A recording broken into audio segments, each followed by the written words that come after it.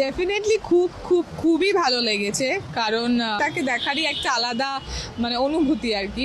এত ভালো তো শাকিব খানের রাজকুমার মুভি এখন চারদিকে কিন্তু প্রশংসার পঞ্চমুখ হয়ে যাচ্ছে।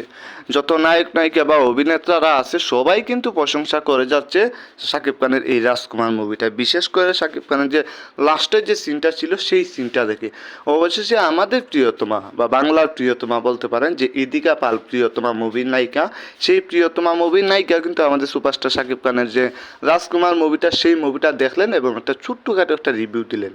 ইদিকা পাল বলেন যে শাকিব খানকে তো হচ্ছে বলার মতো কিছুই নেই, কারণ শাকিব খান সবসময় হচ্ছে গ্রেট, শাকিব খান সুপারস্টার তো সুপারস্টারই, শাকিব খান সবসময় হচ্ছে হিট মুভি উপহার দিয়ে আসছে, এবারও তার ব্যতিক্রম কিছুই না। সো এবার হচ্ছে একটু হাই লেভেলের আর কি। সো শাকিব খান এই যে মুভিটা উপহার দিল সেটা অসাধারণ একটা মুভি ছিল, কিন্তু সবচেয়ে ইমোশনাল যে বিষয় সেটা হচ্ছে লাস্টের যে সিনটা।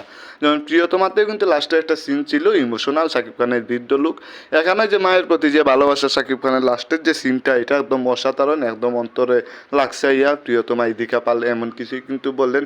ইদিকা পাল বলেন যদি এই মুভিতে আমি কাজ করতে পারতাম তাহলে হয়তো আরও ভালো কিছু দেওয়ার চেষ্টা করতাম, তবে শাকিব খানের সাথে ইনশাল্লাহ ভবিষ্যতে আমি আরও কাজ করব এবং কথাবার্তা হচ্ছে, দেখা যাক। কারণ শাকিব খান তো সুপারস্টার, আর শাকিব খান আর ইদিকা পালের কিন্তু জুটিও বনে ভাই একদম সেই অসাধারণ। আপনার তো প্রিয়তমাতে দেখতেই পেলেন। তো শাকিব খান এবং হচ্ছে ইদিকা পাল তাদের জুটি আমরাও চাই। তবে এই কূটনীক অভিনয়িকার মধ্যে কিছু একটু মিস্টেক ছিল, তবে ইদিকা পাল থাকলে এগুলো হচ্ছে সব কিছু ঠিকঠাকই হইতো।